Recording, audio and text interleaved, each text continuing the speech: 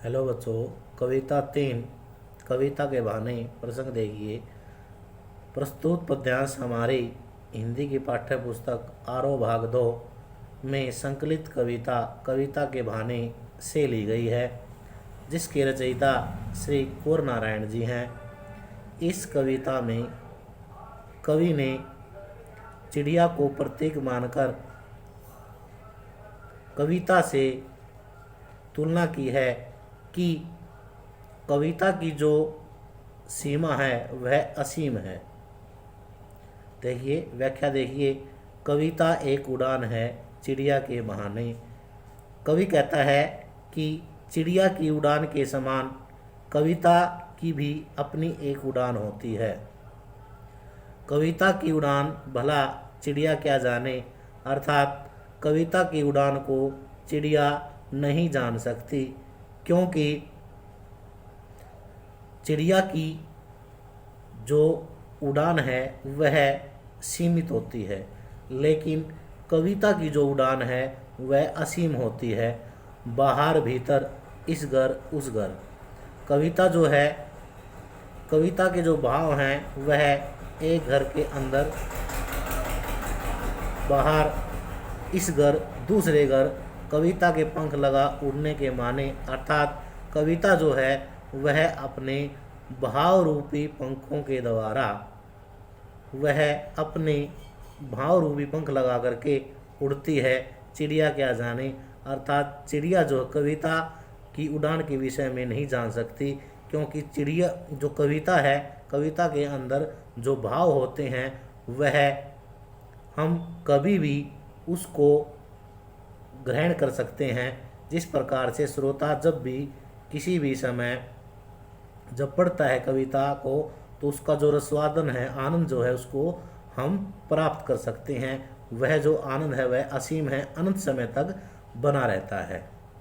तो भाव सौंदर्य इसमें कवि ने चिड़िया और कविता की आपस में तुलना की है और बताया है कि कविता की जो भाव रूपी जो शक्ति है वह लंबे समय तक बनी रहती है, वह असीम है।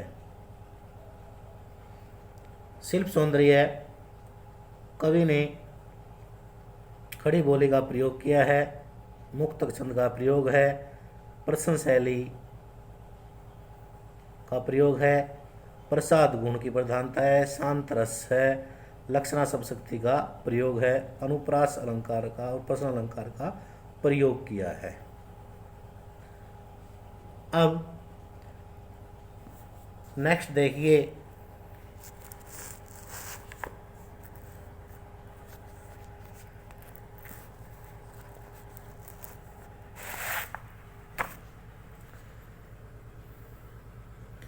कविता एक खिलना है फूलों के बहाने। कविता का खिलना भला फूल क्या जाने, बाहर भीतर इस घर उस घर, बिना मुरझाए महकने के माने, फूल क्या जाने। तो यहाँ पर क्या कहता है कवि कि अगर हम फूल को विषय वस्तु बनाते हैं तो फूल के विषय में कहता है कि कविता एक खिलना है। कविता जो है फूल की तरह एक प्रकार से उसके अंदर भाव रूपी जो महक है वह खिली रहती है। कविता का खिलना भला फूल क्या जाने, अर्थात कविता का जो खिलना है उसको फूल नहीं जान सकता।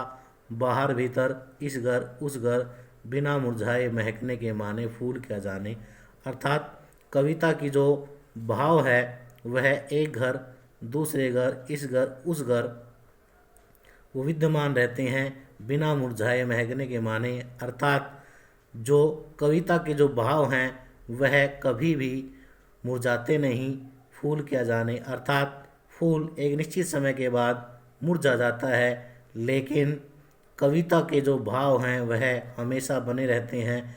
वह अपने भाव रूपी जो महक है वह हमेशा फैले रहते हैं, वो कभी भी मुरझाते नहीं हैं। तो इस कविता में इसका पद्यांश का भाव होगा कि कवि ने फूल और कविता का आपस में तुलना की है और कविता की जो महक है उसको असीम बताया है कि कविता के जो भाव रूपी जो फूल हैं वह पाठक को हमेशा आनंदित करते रहते हैं। शिल्प सौंदर्य, खड़ी बोली का प्रयोग किया है कवि ने। मुक्तक छंद है।